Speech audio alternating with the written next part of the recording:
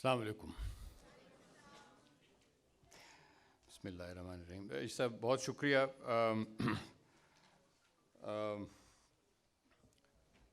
میں باقاعدہ شکریہ تو بعد میں ادا کروں گا، لیکن آپ نے سب نے جس طرح ہمیں یہ موقع دیا ہے کہ آپ سے کچھ اپنے خیالات ہم شیئر کریں، میں اس کا بہت شکر گزار اور ممنون ہوں آپ سب کا، اور خاص طور پہ طلباء کا بھی جنہوں نے بہت خندہ پیشانی سے ہماری باتیں سنی ہیں. میں دیکھ رہا تھا کہ جو ہمارے بہت سے رفقائے کار اور دوست آپ کے پاس آئے اور انہوں نے مختلف موضوعات پہ بات کی، تو شکریہ. مجھے لگا کہ ابھی بہت کچھ باتیں کرنا باقی ہیں، بہت سے موضوعات ہیں جن کو ہم نے ٹچ نہیں کیا، پر مجھے خیال یہ آیا کہ آپ شاید یہ سوچ رہے ہوں کہ پہلے ہی بڑی ہو گئی ہے، تسی ہوں سانوں بخش دیو. تو میں کوشش یہ کروں گا کہ اپنی بات کو تھوڑا سا مختصر رکھوں، اور تھوڑا سا وقت ہمیں مل جائے کہ کچھ طرح آپ کی باتیں بھی میں سنوں اور کچھ ہمارا مکالمہ ہو. کیونکہ دیکھیں، ایک مقصد اس کورس کا ہے بھی یہ کہ تھوڑا سا یہ جو معاملہ ہے ڈیبیٹ کا، کہ کچھ میں اپنی بات کروں، کچھ آپ اپنی بات سنائیں، کو کہیں مطلب ہے شاید میں کہیں غلط ہوں، شاید کہیں آپ جو بات کر رہے ہیں اس میں کچھ کمی ہے. اسی طرح سوچ آگے بڑھتی ہے، اسی طرح یہ چیزیں ڈیولپ ہوتی ہیں، یہ کانسیپٹس ریفائن ہوتے ہیں.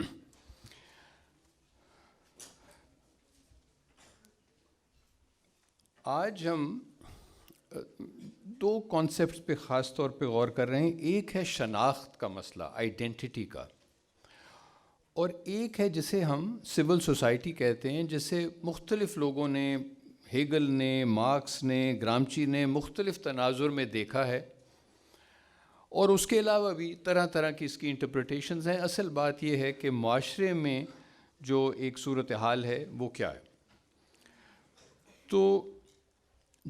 جمہوریت کے تناظر میں شناخت، سول معاشرہ یا سول سوسائٹی اور تعلیم کے کچھ پہلوؤں پر آج ہم غور کریں گے. شناخت کسی بھی معاشرے میں ایک بنیادی عمل ہے. ہم ایک دوسرے کو انفرادی اور اجتماعی طور پر مختلف حوالوں سے پہچانتے ہیں، اور شناخت کی تعمیر میں کئی عناصر شامل ہوتے ہیں. کلیدی اجزاء میں علاقہ، دین و مذہب، ثقافت، لسانی تعلق وغیرہ ہو سکتے ہیں، اور ضروری نہیں ہے کہ آپ کے یا کسی اور کے لیے ہر جز کی اہمیت ہر وقت اور ہر موقع پر ایک ہی رہے. مثلاً ملک کے اندر شاید آپ کی پہچان اور حوالوں سے بھی ہو، جبکہ کسی اور ملک میں آپ اپنا تعارف بطور پاکستانی کروانا پسند کریں. تو اس حقیقت کو تسلیم کرنا کہ شناخت یا پہچان کے کئی اجزاء ہیں، معاشرے اور ریاست کے لیے ایک خاص اہمیت رکھتا ہے. یعنی اس کی جو سیاسی امپلیکیشن ہے وہ بہت اہم ہے،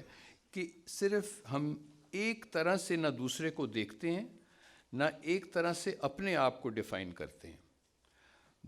ہم ایک ہی اگر ملک کے شہری ہیں تو ہمارا لسانی تعلق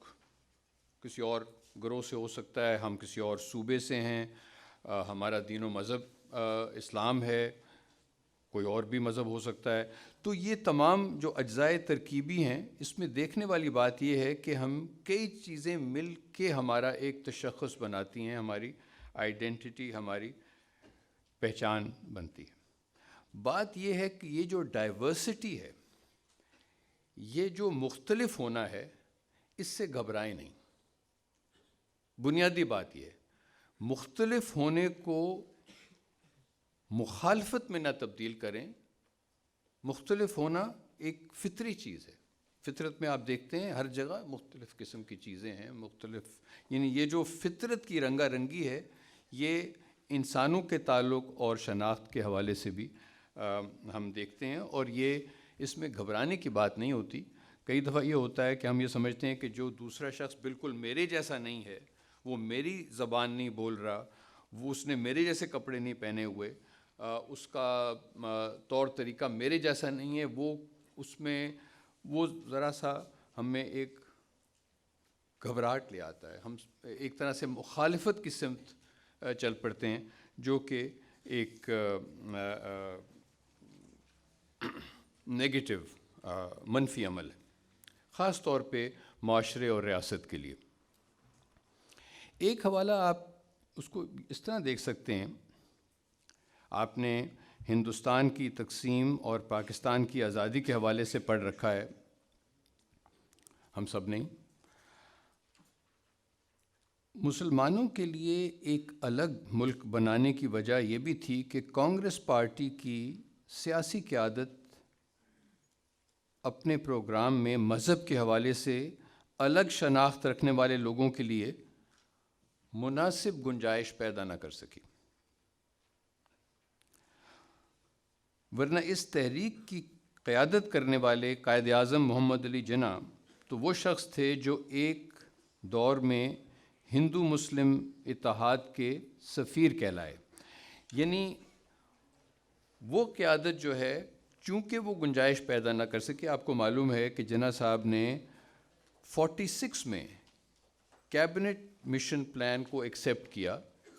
جس میں فوری طور پہ پاکستان کی آزادی کا تصور نہیں تھا۔ ان کا یہ خیال تھا کہ اگر یہ واقعی لوگ سنسیئر ہیں، ہمارے ساتھ چلنے کو تیار ہیں، ہمیں مناسب جگہ دینے کو تیار ہیں، اپنے سسٹم میں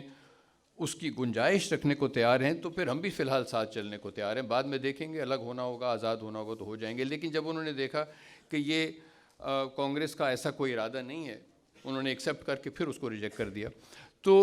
انہوں نے کہا کہ پھر ہماری راہیں الگ ہیں۔ تو یہی ایسی غلطی کسی اور سیاسی قیادت کو نہیں کرنی چاہیے۔ ہمیشہ ہمیں یہ دیکھنا ہوگا کہ ہم ساتھ لے کے سب کو کیسے چل سکتے ہیں، اسی سے معاشرے کی طاقت ہے، اسی سے ریاست کی طاقت ہے۔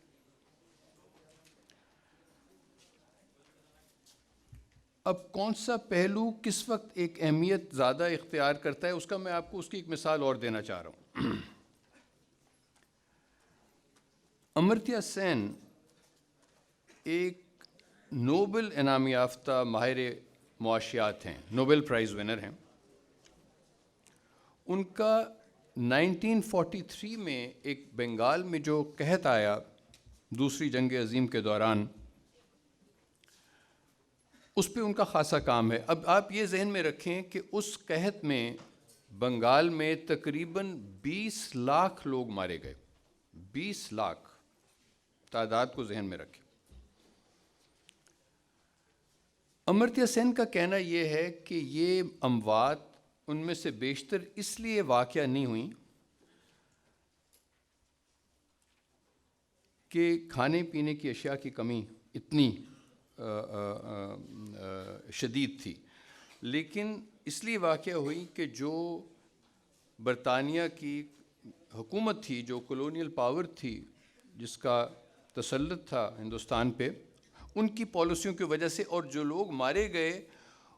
ان کی آئیڈینٹی میں، ان کی شناخت میں جو سب سے اہم جز یہ تھا، اور اس میں مسلمان مارے گئے، ہندو مارے گئے، اور لوگ مارے گئے، وہ لسانی تعلق نہیں تھا، وہ دین و مذہب نہیں تھا، وہ غربت تھی۔ جو سب سے نیچے لوگ تھے، جو یہ افورڈ نہیں کرتے تھے کہ جا کے وہ اشیاء خریدیں، یہ اموات سب سے زیادہ وہاں واقع ہوئیں۔ تو مقصد کہنے کا یہ ہے کہ شناخت کے مختلف پہلو جو ہیں وہ مختلف موقعوں پہ سامنے آتے ہیں، اور ہمیں اس حوالے سے بھی آئیڈینٹی کو دیکھنا چاہیے۔ اور جو شناخت کا ایک کثیر الجہتی معاملہ ہے، جو شناخت کی کئی جہتیں ہیں، اس کو اپنے سامنے رکھنا چاہیے۔ آپ کسی کو ایک طرح سے ڈیفائن نہیں کرتے، کیسے ڈیفائن کرتے ہیں، کیسے اس کو پہچانتے ہیں، یہ وقت اور موقع کے حساب سے یہ چیز بدلتی رہتی ہے۔ اس حوالے سے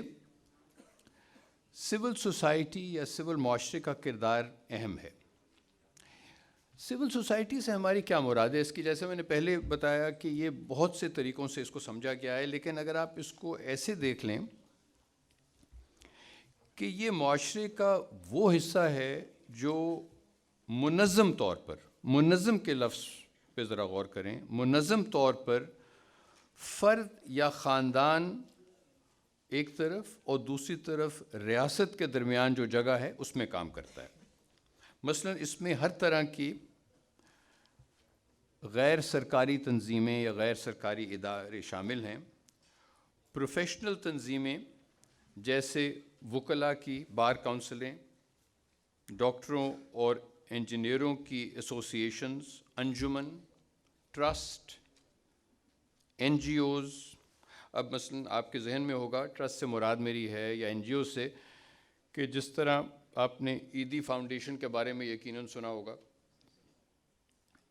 اب یہاں میں کسی کی سیاسی سپورٹ نہیں کر رہا، لیکن شوکت خانم میموریل ہاسپٹل کے سامنے وہ بھی آپ کے سامنے ہوگی مثال۔ اسی طرح ایک ادارہ ہے جو تعلیم کے شعبے میں کافی کام کرتا ہے، سٹیزنز فاؤنڈیشن، شاید یہاں بھی کچھ اسکول ٹی سی ایف کے ہوں، لیکن یہ تمام وہ لوگ ہیں جو غیر سرکاری ہیں، جو غیر سرکاری طور پہ فرد یا خاندان ایک طرف اور ریاست دوسری طرف، اس کے درمیان والے جو اس میں جو سپیس ہے اس میں کام کرتے ہیں۔ تو مقصد یہ ہوا کہ یہ تنظیمیں حکومت کا ہاتھ بھی بٹاتی ہیں اور دوسری طرح کی تنظیمیں وہ بھی ہیں جو حکومت کی پالیسیوں پہ تنقید بھی کرتی ہیں۔ ایک ایسی حکومت جو اپنے مفاد کو اچھی طرح پہچانتی ہو، جس کے سامنے دیکھیے ایک ہوتا ہے سیلف انٹرسٹ، کہ مجھے جو جس چیز جو میرا مفاد جہاں پہ ہے میں اس کو اپنی نظر بالکل اس طرف رکھوں، بڑا فوکس رکھوں۔ ایک ہوتا ہے انلائٹنڈ سیلف انٹرسٹ، کہ میں شارٹ ٹرم گین کے لیے، کہ فوری طور پہ مجھے کو فائدہ ہو جائے، اس کے لیے اپنی لانگ ٹرم سٹیبلٹی کو داؤ پہ نہیں لگاتا۔ میں ان اداروں کو پنپنے دیتا ہوں جو چاہے مجھ پہ تنقید بھی کریں، لیکن ایک لانگ رن میں مجھے وہ زیادہ بہتر پالیسیاں، مجھے زیادہ بہتر سمت میں لے جانے میں معاون ثابت ہوں گے۔ جہاں پہ حکومتیں تھوڑی سی انسیکیور ہوتی ہیں وہاں پہ وہ ریئیکٹ کرتی ہیں، کہ ذرا سی پروٹیسٹ، ذرا سا کوئی تنقید کر دے تو وہ اس کا ایک ریئیکشن آتا ہے۔ جہاں پہ ذرا وہ میچورٹی ہے سیاسی قیادت میں، پولیٹیکل ایلیٹس میں، تو وہ تنقید کا برا نہیں مناتی۔ اور دیکھیں یہ جو کلچر ہے ایک ڈیبیٹ اور ڈسکشن کا، اس سے انسان میں تھوڑی سی، ہم سب میں دیکھیں نا، ہم سب کی انا ہے، ہم سب ریئیکٹ کرتے ہیں جب کوئی کہتا ہے کہ جی یہ بات آپ کی صحیح نہیں ہے، یا یہ آپ نے غلط کہا، یا یہ آپ نے کام غلط کیا، یا آپ کی یہ پالیسی غلط ہے۔ تو تھوڑا سا یہ جو ڈائیلاگ کا معاملہ ہے، ڈیبیٹ کا معاملہ ہے، اس سے ہمیں تھوڑی سی یہ ٹریننگ بھی حاصل ہوتی ہے کہ بھئی آفٹر آل اگر ویسے ہم ذرا ٹھنڈے دل سے غور کریں، ہم میں سے عقل کل تو کوئی نہیں ہے، کسی کو سب چیزوں پہ، سب علم پہ، سب معاملات پہ عبور تو نہیں ہے۔ تو یہ ڈیبیٹ کا یہی مقصد ہے کہ بھئی اگر آپ کا کوئی آئیڈیا ہے، آپ کوئی کہے گا کہ نہیں یہ بات نہیں بنی، آپ نے یہ منطقی طور پہ مجھے کنونس نہیں کیا، میں ابھی تک اس بات پہ قائل آپ کا نہیں ہوا ہوں، آپ سوچیں گے، آپ کو بجائے اس کی کہ آپ کہیں کہ بھئی پھر تم میں کوئی خرابی ہے، آپ تھوڑا سا پیچھے ہٹ کے یہ سوچیں کہ شاید میری بات 90% تو شاید ٹھیک ہے، لیکن ہو سکتا ہے کوئی 10% غلط بھی ہو سکتی۔ تو یہی معاملہ معاشرے کے حوالے سے بھی، یا سول سوسائٹی اور حکومت کے حوالے سے بھی ہم دیکھتے ہیں۔ ایک جمہوری نظام میں سول سوسائٹی کی تنظیموں سے توقع کی جاتی ہے کہ وہ قانون کی پاسداری کریں، دوسرے گروہوں کا احترام کریں اور ان سے رواداری اور مفاہمت کا تعلق قائم کریں، اور مزید یہ کہ اپنے مفادات کے دفاع میں پرتشدد عمل نہ اپنائیں۔ یعنی پروٹیسٹ کرنا آپ کا حق ہے، اپنی بات کو آگے بڑھانا مختلف حوالوں سے وہ آپ کا حق ہے، لیکن تشدد پہ نہ اتریں، کیونکہ وہ وہاں پھر وہ ایک سول سوسائٹی کا معاملہ فرق ہو جاتا ہے۔ اور انگریزی میں کہتے ہیں وائلنس بگیٹس وائلنس، جب ایک طرف سے وائلنس ہوگا پھر دوسری طرف سے ہوگا، پھر واپس آپ معاملے کو آگے بڑھائیں گے، پھر کوئی اور اس سے آگے بڑھائے گا۔ تو جب ایک معاشرے میں یہ ٹوٹ پھوٹ شروع ہو جائے تو پھر ہم اندرونی طور پہ کمزور ہوتے ہیں، اور اس میں پھر ترقی کا عمل رک جاتا ہے، آپ باقی لوگوں کے مقابلے میں کمزور پڑ جاتے ہیں، اور آپ جانتے ہیں اس کے پھر اپنی امپلیکیشنز۔ دوسرا یہ بھی ہے کہ سول سوسائٹی گروپس کا یہ بھی کام ہے کہ لوگوں کو سیاسی عمل سے جڑنے کی ترغیب دیں،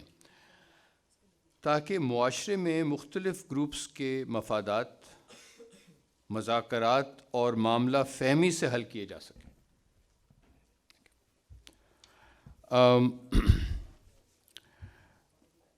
اور جہاں حکومت کی پالیسیوں پر اعتراض ہو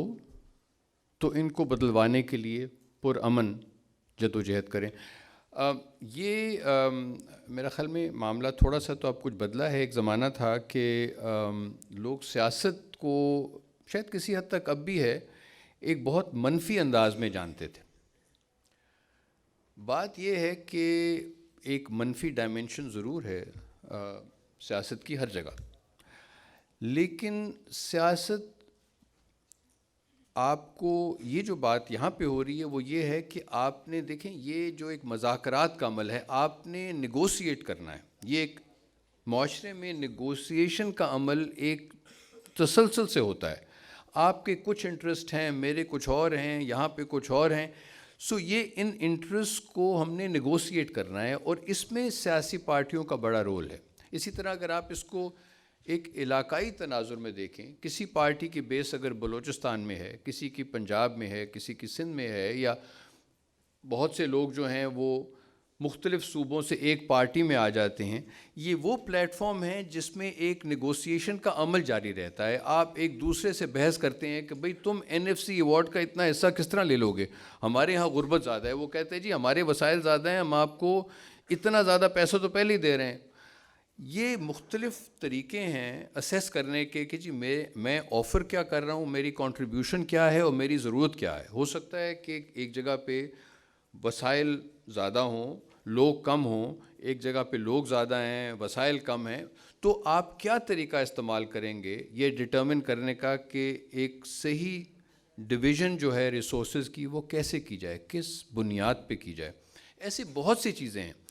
اس میں یہ جو ایک عمل ہے یہ پھر آپ سیاست کے طور پہ لوگ ایک ہی پارٹی میں بھی ایک دوسری جب آپ پارلیمنٹ میں بیٹھتے ہیں، جب وہ نیگوسیشن ہوتی ہے تو وہ کھینچا تانی نیگوسیشن مذاکرات کے بعد آپ کسی نتیجے پہ کسی حل پہ پہنچ جاتے ہیں۔ تو بہرحال اس وجہ سے بھی یہ ضروری ہے کہ اگر آپ سیاست میں ایک منفی پہلو دیکھتے ہیں، ہو سکتا ہے خاصا منفی پہلو ہو، تو سیاست میں پڑھیں، اس کو جا کے ٹھیک کریں۔ تو ضرورت یہ نہیں ہے کہ آپ پارٹی جوائن کر لیں، لیکن کسی نہ کسی طرح اخباروں میں لکھیں، ریڈیو پہ جائیں، کچھ اور کریں۔ مطلب یہ ہے کہ یا جو سیاست کا ایک عمل جاری ہے اس کو سمجھیں، اور آپ جس طرح اس میں اپنے آپ کو جوڑ سکتے ہیں، لنک کر سکتے ہیں، وہ اس کی ایک ضرورت رہتی ہے۔ خود پارٹی میں جانا ضروری نہیں ہے، ایک فارمل پولیٹکس کی بات نہیں ہو رہی، بات یہ ہو رہی ہے کہ آپ انکریج کریں کہ لوگ، چاہے وہ اتنا ہی ہو کہ بھئی جا کے ووٹ تو دے دیں۔ آپ دیکھتے ہوں گے بہت سے لوگ یہ کہتے ہیں کہ بھئی یہ ووٹ دینے کا کیا فائدہ ہے، یہ تو یہی ہوتا رہے گا۔ نہیں، اچھے لوگوں کو ووٹ دیں، اچھے لوگوں کو سامنے لانے کی کوشش کریں۔ اب اس میں ہم یہ دیکھتے ہیں کہ ہمارے ہاں بہت سی انجمنیں ہیں، بہت سے ادارے ہیں، جیسا میں نے ابھی ذکر کیا، جو کہ بڑا پازیٹیو کام کر رہے ہیں، پر شاید اس حد تک نہیں جو جتنا کہ ہم چاہیں۔ اس کی ایک وجہ یہ بھی ہے کہ ہم ایک استعماری نظام کے قبضے میں رہے ہیں، اور ایک کولونیل پاور جو ہوتی ہے وہ چاہتی یہ ہے کہ جو ریاست کے ادارے ہیں، جو فوج ہے، جو بیوروکریسی ہے، وہ مضبوط ہو، کیونکہ یہ ایک بنیادی بات ہے کہ آپ ایک ایڈمنسٹریشن والے جو معاملات ہیں ان کو زیادہ مضبوط بنانا چاہیں گے. جو سوسائٹی کے حوالے سے ادارے ہیں اس میں آپ کا انٹرسٹ نہیں ہوتا، بلکہ اس میں آپ کا بالکل ہی کوئی اس کی دلچسپی اس لیے نہیں ہے کہ وہ ادارے جب ایک معاشرے کو طاقتور بنائیں گے، جب وہاں پہ ایک لوگوں کو، مختلف طرح کے لوگوں کو جوڑیں گے، مثلا سیاسی پارٹیوں کے ذریعے، تو کل وہی پھر طاقت آپ کے خلاف استعمال ہوگی، آپ کے قبضے کے خلاف استعمال ہوگی. تو اس حوالے سے ہم یہ دیکھتے ہیں کہ جب ہم نے آزادی حاصل کی تو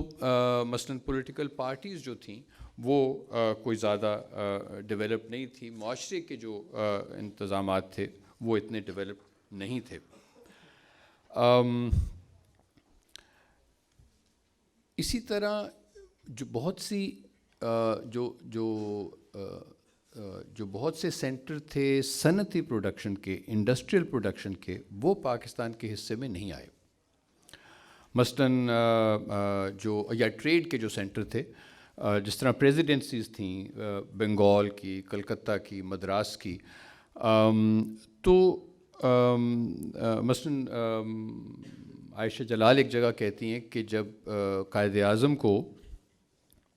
یہ بتایا گیا کہ جی مشرقی بنگال تو پاکستان کا حصہ بنے گا لیکن کلکتہ کے بغیر، تو انہوں نے کہا کہ بھئی یہ تو ایسے ہی ہے جیسا کسی شخص کو کہنا کہ تم بغیر اپنے دل کے گزارا کر لو. تو کیونکہ ان کو بالکل یہ فہم تھا کہ یہ جو سینٹرز ہیں یہ کتنے اہم ہیں ایک ہماری ڈیولپمنٹ کے حوالے سے اور ایک معاشرتی طاقت کے حوالے سے.